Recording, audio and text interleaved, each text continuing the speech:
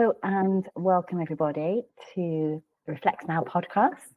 I am very delighted to meet with my very special guest today, Victoria. We have had several conversations which have been inspirational and enlightening to me. And I've enjoyed following her posts on LinkedIn. I'm sure she'll talk more about those later. So Victoria Bagnall and I are going to have a chat today about to do what is best with what we've got as human beings, and she'll explain that a little bit more for us as we go along. My name is Julie Jackson. I have been a secondary school teacher for most of my life. I've also been an international charity worker, and I am founder of Reflex Now and co-founder of Reflexive Education, and I'm your host, your producer, and your content provider along with Victoria for this podcast, which we look forward to sharing with you. I'm now going to hand you over to Victoria, who's going to introduce herself. Over to you, Victoria. Thanks so much, Julie, and thank you so much for inviting me to be on the podcast. It's always a pleasure to talk to you about the work that we do and the shared principles that we have. So yes, my name is Victoria Bagnall. I am also a secondary teacher, geography, and came late in my career to tutoring, and then found out about executive functions. And my work is all about helping people to understand their brains better so that they can be kinder to themselves and those around them. And that stretches from working with school teachers to working with coaches to working with managers, anyone who's working in human development, which to be honest is most of us, and helping them to understand about our brains. Thank you very much for your introduction. That's lovely. Yes, I won't hold it against you with geography. I did do geography GCSE, so I do enjoy geography. Context of the share forwards. So when we are recording, we're very aware that the listeners are going to be more than us as speakers. There's only the two of us. And I know we're very passionate about what we believe in and what we want to share with others. And we've spoken about getting messages out there, sharing with others, and really making things galvanized and moving forward in the directions that are healthy and good for all of us. And I would like to invite and encourage anybody listening to us today to share forwards our conversation, our podcast with other people that they feel would find this helpful, are interested in it professionally, personally, friends, relatives, their networks, in any which way that serves them. We have happened to create, myself and business partner have an app which can be used for sharing forwards, but there are many ways. But it's important that when someone pops into your mind, just share this conversation with them, and they too will receive information that will help them and help others going forwards. And that's really important to both of us. So please bear that in mind. So based on that, what would you like to share forwards to others today, this moment, and why? Thank you. So my share forwards is from Brene Brown, who is a bit of a heroine of mine. I think she's amazing at the work that she does. And I remember listening to some of her work. I think it was one of the podcasts that she did. And she put in the context for us that every human being on this planet is just doing the best with what they've got, and that everyone is trying their hardest. And I think that removing that judgment that we have of other people, and making up stories in our head that they're not trying hard enough, or they're not doing this or not doing that. And also for me, it's about then applying that to ourselves. Remember, we are only doing the best with what we've got, and we need to be kind to ourselves, because far too often we internalize that judgment that other people have made about us, and we can beat ourselves up metaphorically in our words and thinking. Yes, and that idea of compassion, which we've touched on previously, is so important. And as you said, for other people, but also ourselves. And often, if our nature is to be compassionate for others, that may well come naturally. But it's always good to say the words that kind of show that to other people, I think, as well. And And then sometimes we forget, we neglect ourselves, and it's important, as you say, to do it for others. And I can assure the listeners that Victoria is full of compassion. She's been so patient with me in recent times, and so understanding that she does embody the very qualities that she is asking us to exhibit and share with others. So it comes from the heart. How do you share removing a sense of judgment as a useful tool for people? Because as you've said, people can be quite quick to judge, and they can say those judgments or express them, or might even write them down, give to other people. And sometimes that can stick with us like glue. So how can we remove that in our relationships with others?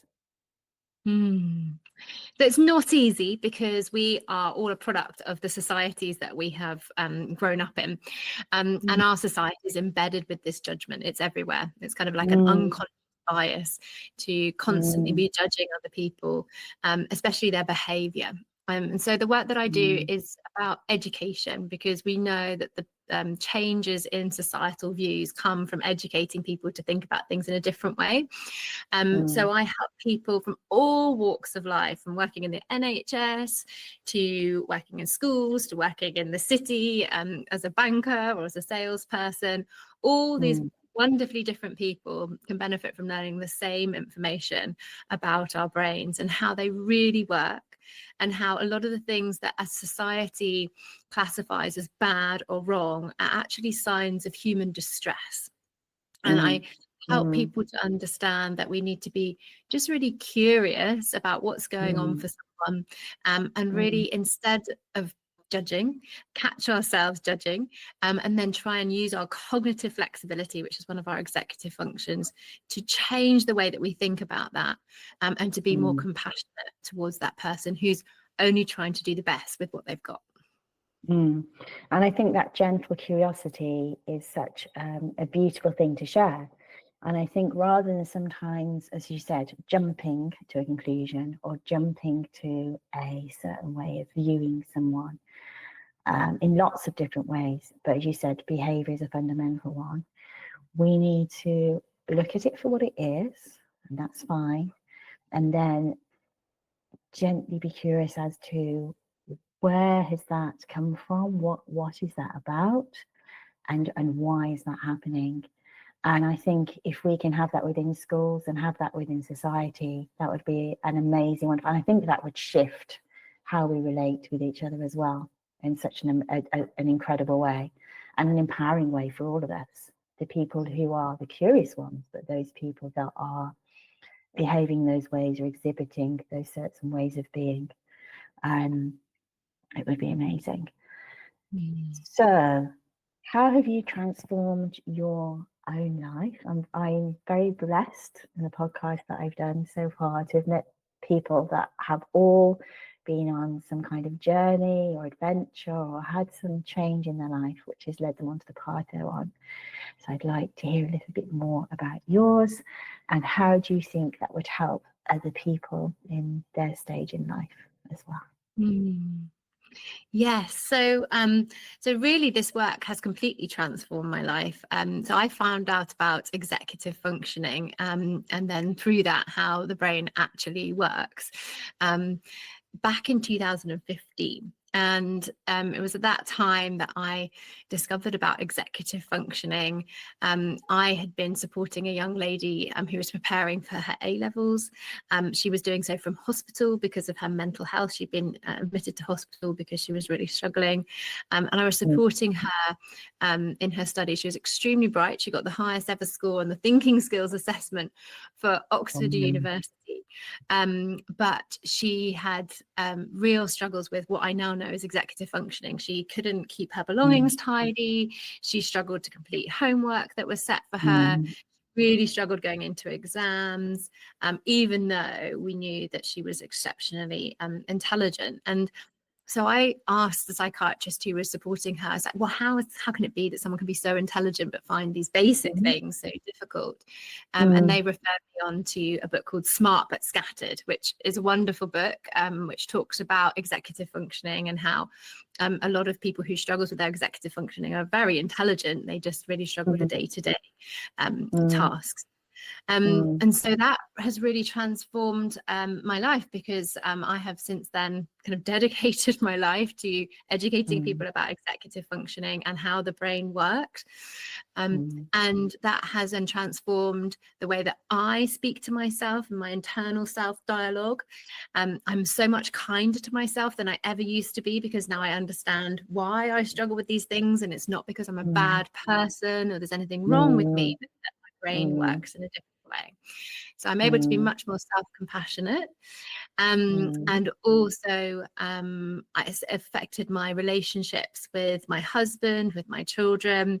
I now parent in a completely different way to how I was parented, which is a challenge, because you often, when you're a child, you revert back to what you experienced, but also my relationship with my husband as well. We just talk so much more about how we're feeling, our emotions, what's going on for us. We're just much more open about things that I think a lot of people carry around with them as kind of emotional baggage and don't kind of feel safe to talk about. And we're able to do that because we have this context of how our brains actually work and our own humanity, I suppose. So it has completely transformed every aspect of my life, my work, my relationships, and also my parenting as well. So everything. And as I say, I've dedicated my life to it. So it's wonderful to be doing my soul work, as there's not many people that get the privilege of being able to do that. So I count my lucky stars every day. Yes, I can say, I was thinking of an image of where things are covered in like stardust. It's like sparkling and beautiful, and it touches everything, and it can't help but touch everything and make it that bit better in the world. And from what you're saying, it's done that to different aspects of your life. And potentially when you started out, did you think it would do that and have so many different areas? No, not at all. When I first started doing it, I was, as I say, working as a tutor, and I thought of this as a different way of supporting the young people that I was already supporting. So I just thought it very narrowly in that kind of child development sphere. But it was actually a few years into the journey when we, during COVID, actually, when the children that we were supporting didn't really want to have lots of online sessions because they were having online schooling as well. And what we found is that parents were actually, look, you know what, I really need the support because I'm holding everything together here at home during COVID. So then we started working with adults, helping them with their parenting, but just their day-to-day lives as well. And it was from there that we kind of realized is so much bigger than working with individual young people. It's also adults, it's working with organizations, it's working with schools, of course. And so, yes, it just keeps spreading. And every time I meet someone and I talk about executive functions and apply it to their context, that's another context. Is that, I can imagine for you how this feels, but I'm going to ask you the question anyway.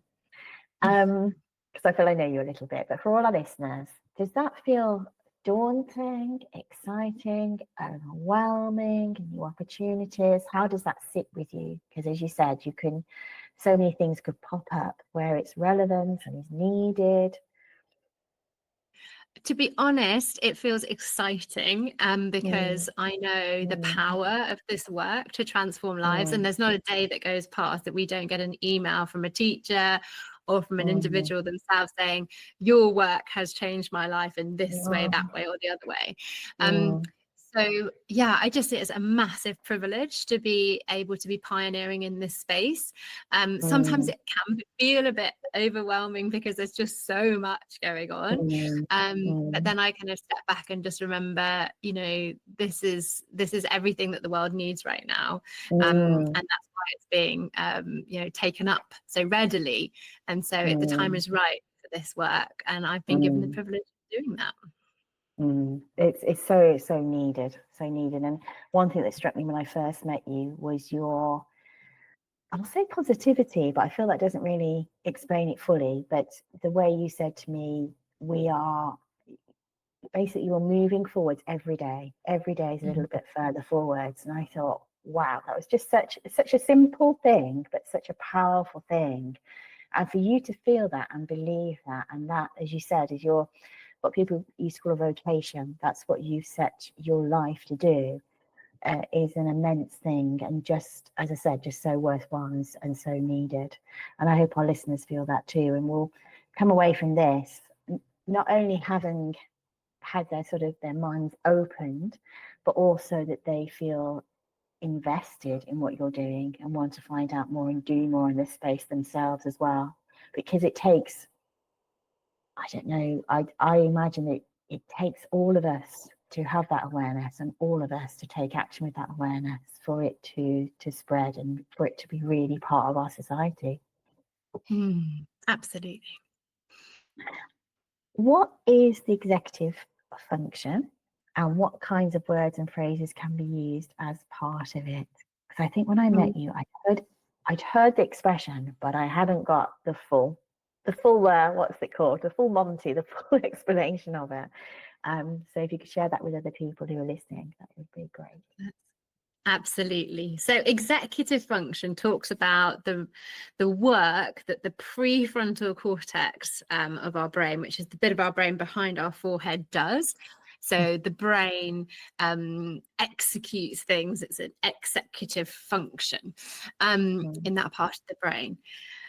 And there are three core areas of executive functioning. There's our inhibitory control or response inhibition, sometimes called either of those two things, which is our ability to stop ourselves from doing things we instinctively want to do. So it's that ability, that self-control. Then we've got our working memory. That's like our mental notepad, where we've got information from our long-term memory, things that we're experiencing, and we are using that mental notepad to make sense of the world. So that's our working memory. Then we've got also our cognitive flexibility as well. That's our ability to shift and change our thinking depending on new information or ideas that come to light or that we experience. And so that cognitive flexibility allows us to be really innovative, to think about things in different ways, but also take on other people's perspectives as well. And so these three brain functions are responsible for a lot of the kind of higher order thinking that we do as human beings. And at Connections in Mind, we talk about the prefrontal cortex and its executive function. So that's what the brain is doing. But then we talk about 11 executive function skills, which are skills that people can develop, which engage that part of the brain. So we've got things like task initiation, which is the opposite of procrastination. So if you have the skill of task initiation, you're able to get straight down to any task as soon as it's the right time to do it, and you don't procrastinate. Then we've got things like time management, the ability to kind of sense time passing, but also make good use of time. That's also an executive function skill. Then we've got things like metacognition, which is our ability to see and evaluate our behavior from a different perspective than just living it ourselves. So it's kind of self-evaluation. And meta means kind of about what it is. So metacognition is thinking about thinking. It's our ability to kind of think about that in a circular way. It's a bit abstract, but it is very important when we're doing any kind of interaction. It's that reflective practice that we talk about a lot of the times. There's loads of executive function skills. There's 11, so I'm not going to go through all of them. But what we tend to talk about Connections in Mind is they really kind of have their words to describe human messiness, the complexities of human life, what feels difficult about human life. The things that often we judge other people about. So we often make judgments about people's time management skills. Oh, they're just rude because they're always late. No, they're probably not. They probably just haven't developed that time management skill yet, because nobody's really shown that they've just judged them about it. So we work with people who want to improve their skills in these areas, not saying that any of them are better than others, but that they know that they need time management in order to get the promotion that they want to go for. And so we work with them to support them to develop those skills if they haven't developed before. So that's what executive function is all about. I hope that makes sense. It does, yeah. And I think, that idea of the messiness of human existence is quite reassuring for people, isn't it? Because it's not only other people's judgments, which could be, family, friends, it could be work colleagues or boss. It could also be yourself as well, as you said. Is it, that idea that how come I can do this, but this part of my life just doesn't seem to fit together. And without someone giving you those tools and giving you that, again, empowerment to be able to address that and do something about that. And with you need to be willing, I'd imagine, to meet that as well. It just carries on, and you're kind of in this almost like no man's land of, well, it just happens. And sometimes you'll get those judgments received back, and how do you explain it? Because it can be quite difficult to alter someone's opinion as well. So, and then you get into that, and that can become even messier. So you can be stuck between a rock and a hard place in effect. So what you're doing is such a great service to other people to help them escape from that, what they're kind of stuck in or locked into, or feel just naturally arises, but they don't know how to kind of escape from, but they want to, as you said, improve their lives. And that's such an amazing thing to be able to do. How do you inspire? We've talked a little bit about kindness, and you said being kind to yourself and kind to others. How do you inspire others to be kind, and what does being kind mean to you? So kindness, I think, is something that is so essential to human flourishing. I think it's very difficult to flourish without kindness. I kind of see it as kind of like the fertilizer for human flourishing, as it were, because it's so important, because it's in that space of kindness, that the absence of judgment, actually, that we are able to find our true selves and to be comfortable being who we are. And so for me, kindness is about always being curious. And so instead of judging, getting curious and thinking, this behavior might be causing a problem right now. I'm not going to judge that person about it. I am going to be curious and think, what is going on for this person? What need hasn't been met for them? Are they feeling lonely? Are they feeling out of control? Are they feeling incompetent, or they're feeling like their abilities are being undermined? What is it the core need that is lacking for them in this particular scenario that has triggered these kind of behaviors? Or is it that they haven't got a skill yet? And normally they kind of come together as a pair, actually. Which kind of executive function skill are they lacking? And when you think about it as a skills deficit, then you can start putting it in ways like, for example, we know that not everybody can speak French. It's a skill. Right? And not everyone can change a tire or wire a plug. These are skills that we have, right? Not everyone can do these things, but we don't judge them for it. We just know that it's a fact of life that some humans have some skills and some humans have other skills. And it's that diversity that makes the society work. And so that is what this whole principle of kindness is for me, is about reframing these things that we used to or currently do judge people about as differences in skill sets, and then removing that judgment and replacing it with kindness and curiosity instead. Yeah, and the foundation sounds to me of acceptance as well, accepting that some people, I definitely can't change a tire. Famously, I went to a workshop to try and change a tire on a bicycle, and I just came away thinking, that was great, I can do it then, but can I do it halfway up a hill? Will I remember anything? No, never done it since. So it's definitely not in my skill set.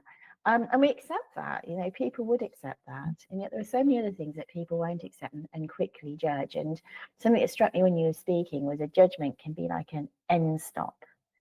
It doesn't allow for that flourishing you're talking about, or that nurturing, or that creativity, or that development. And that hadn't really hit me until what you just said.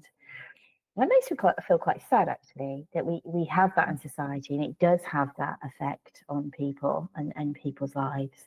But obviously with yourself, it makes me hopeful that with more of us aware of this, and with more of us knowing about it and being able to move forwards with it, it gives us hope for our futures as people. definitely, and children, adults alike. So on my next question is, what's your newest project of courage and how does it fulfill you? Because all of these amazing people that I'm meeting, including yourself, have done so much good and have worked so hard with different people in society, like you say, a cross section of people. But there's usually something in the background that's coming to the foreground eventually in the future. So what is yours? Ooh, well, mine is something I never thought I would have the opportunity to do because I am dyslexic. But I am currently writing a book, would you believe?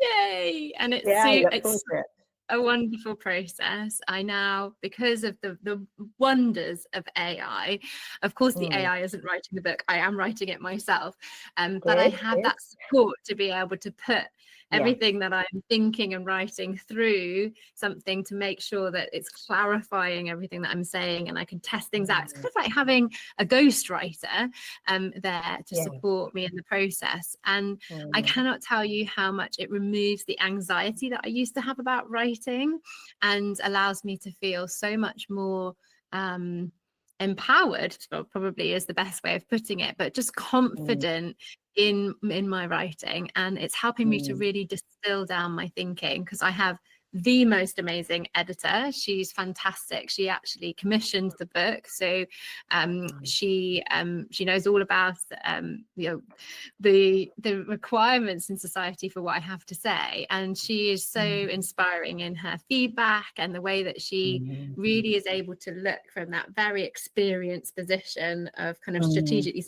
as a whole, which I think is something that, obviously I've never written a book before, so I don't have that skill, but it's something that I really value her ability to look at that perspective. So yes, the book, which is the working title is The Neuro-Inclusive Educator, and it's going to be all about it's going to be all about how mainstream schools and especially the educators within them can provide neuro-inclusive lessons for all children to experience, and that trains teachers to be really flexible and adaptive to the needs of the individual students within every class.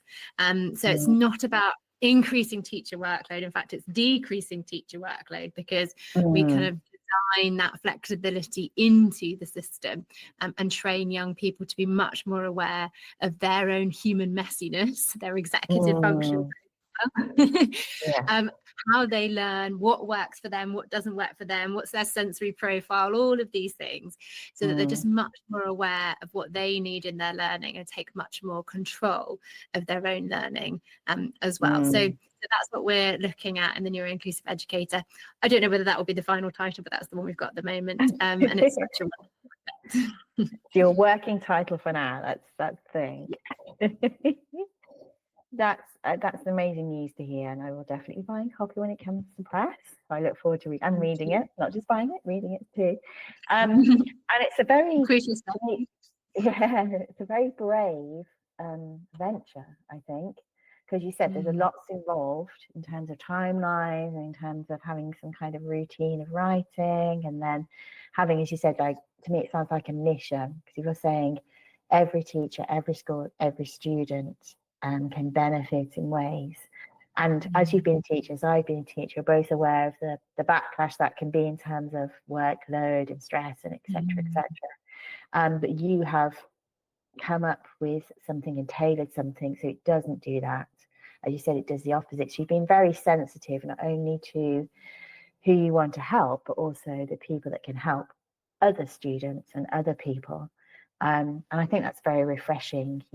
Often, even in today's world, we get books where it doesn't have those insights, it doesn't have that sensitivity. So I think that's sounds like a great package to me. So do you know when it's going to come to press? It should be published. Well, I mean, obviously these things are all movable, but it should be published August 2026. So it's a long process. But that's working with a big publisher. It's going to be published by Bloomsbury Education. So obviously they have their process that they go through. But at the moment, I'm still in the writing stage, and I submit my transcript in the beginning of August. So then it takes a whole year for them to do all the other bits. Yeah. Okay, so yeah, so your part will be almost done by August, and can you get to sit back for a while then? I wish. I have so many other projects on the go, Yeah, but yeah. yeah, for that one anyway. For that one, you can just. That's really great. Really great. So based on the rich life you've led and the rich experiences you've had, and this transformation, this journey you've been on with this phase in your life, what has emerged for you that has put you on this path in particular? And there may be some things you've mentioned before that you want to refer back to, and there may be other new things that you'd like to share with us. Yeah, so my journey is a very personal one, from two aspects really, actually. So firstly, I really struggled at school. I'm neurodivergent, and I was picked on by both my peers and my teachers as a young person. Nobody was doing it on purpose, but just generally made to feel a lesser human because of the things that I struggled with. And I was quite an awkward teenager. I wasn't particularly fashionable or wasn't interested in those kind of things. I was very, very hardworking. I went to Cambridge University, so all that kind of stuff. And it really undermined my self-confidence. I left school and education just really not believing in myself. And for someone who had lots of natural ability, it was a real shame. I thought that my self-confidence had been undermined to such a great extent, and I just felt that was very, very unfair, and it manifested in many different ways, including and most predominantly in my mental health. And in my early adulthood, I really struggled with my mental health. To the extent that I had suicidal ideation and all sorts. And that was because I'd internalized these negative messages that I'd get, this judgment that I'd get from my teachers, from my parents, from my so-called friends. And that, that really impacted me. So that's part of the reason why I do this work, is to kind of to make up for the experiences that I had as a child. But also, sadly, my daughter, my eldest daughter, has been through very similar things in the education system, which just shows you how little it's changed since then. And she's actually not able to attend school because of all the judgment that she received at school. Again, just like me, incredibly sensitive, very intelligent, very keen to learn, but she can't attend school because of the environment that she finds herself in. It's not psychologically safe for her. So because I know what I know now, we've allowed her not to attend school, but the options for her are very, very limited, which is such a shame because she is so bright and so able. But we're doing our best with what we can. So it's I want my grandchildren to have a better experience at school. And that's where I've got to now. I'm not going to change things for my kids. It's not I can do okay by them individually, the best individually, but in terms of the system-wide change, I'm aiming for that for my grandkids. I mean, it shocks and horrifies me that, as you said, what you've been through is similar to what your daughter's been through, and it just makes me feel, when do we learn? When do we learn? It just, time passes, things don't change in the very field where things should be changing all the time. We should be evolving, we should be changing in education, we should be embracive, we should be looking at these things and saying, right, this is an opening door, not shutting down experience. And it must, for you, I don't know, I'd feel really disappointed and really upset that it hasn't. I know you're full of your hope and optimism, and as you said, with your grandchildren, I can fully appreciate that. And hopefully with this and with listeners' involvement, this is what will be come to pass. But it must have been disheartening with your family in that sense. It can be from time to time, but I always remember to hold that compassion and curiosity in my heart, and remember that nobody is going out there waking up going, I'm going to make my daughter's life a misery today. It's because they're a product of the society that we live in. Yes. So it's no individual's fault per se. There is no fault in this.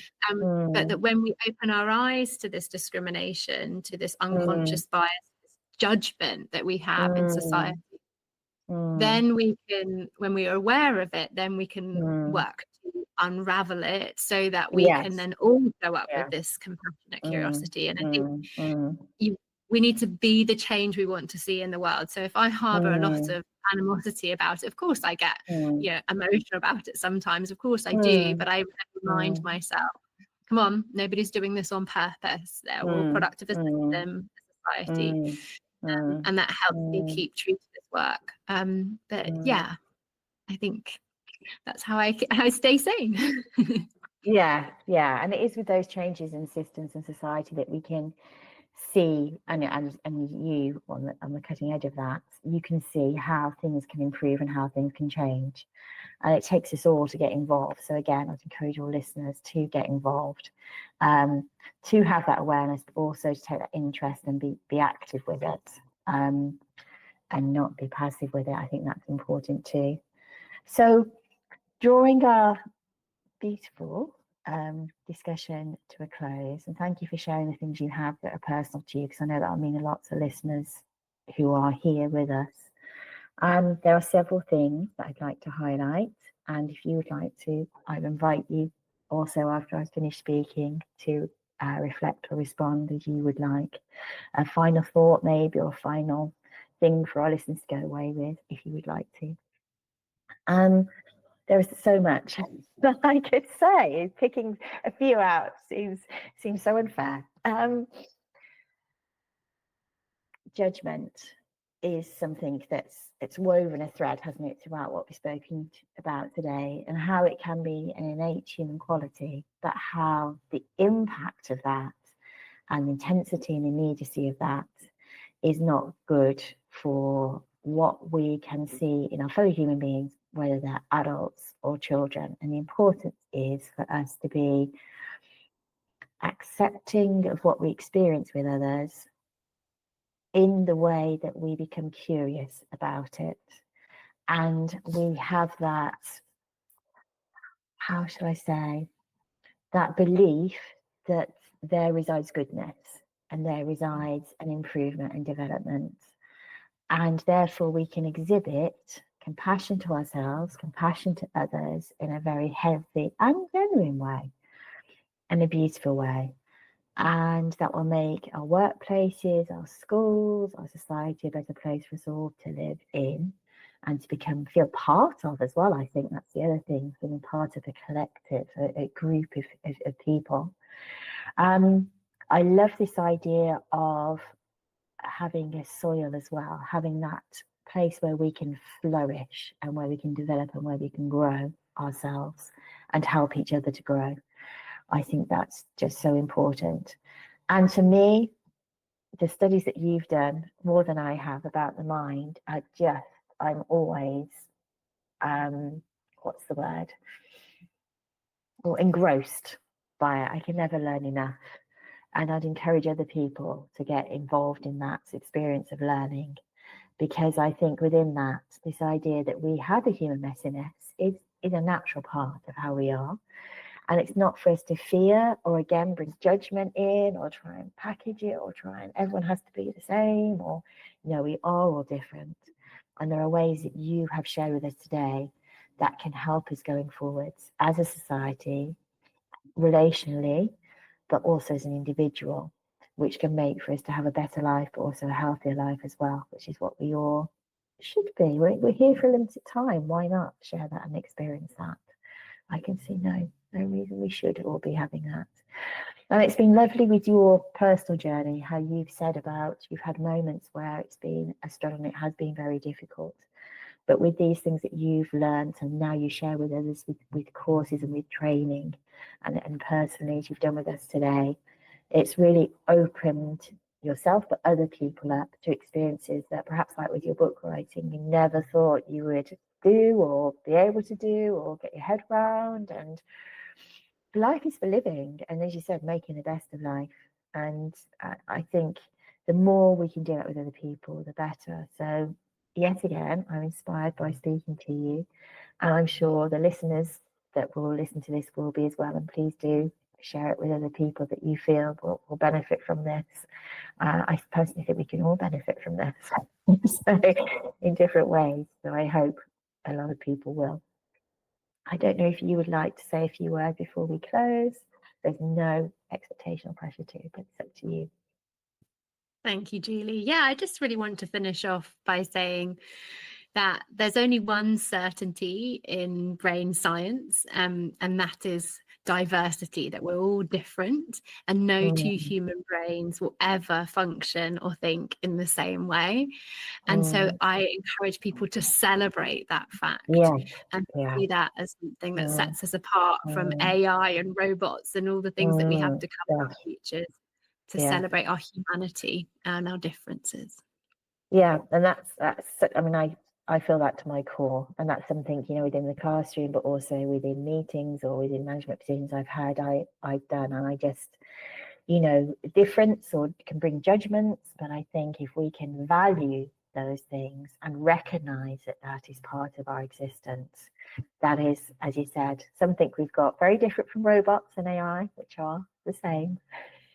Slight differences depending how they've been programmed, but something beautiful about human existence and human beings that we should celebrate and we should enjoy, you know, feel that joy of having that presence with others and with ourselves in that way.